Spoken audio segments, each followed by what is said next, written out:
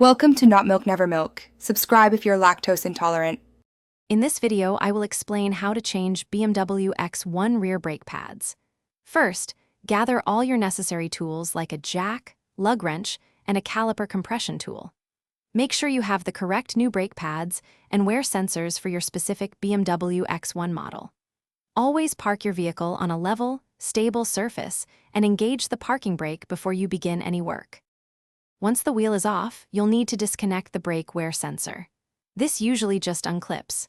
Next, use a wrench to unbolt the two caliper guide pins. With the pins out, you can carefully slide the caliper off the rotor.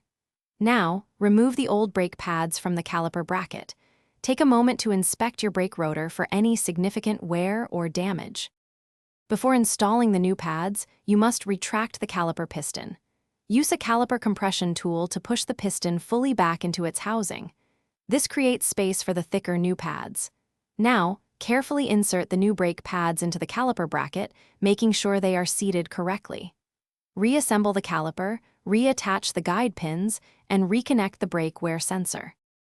With the new pads in place, reinstall the wheel and carefully lower your BMW X1.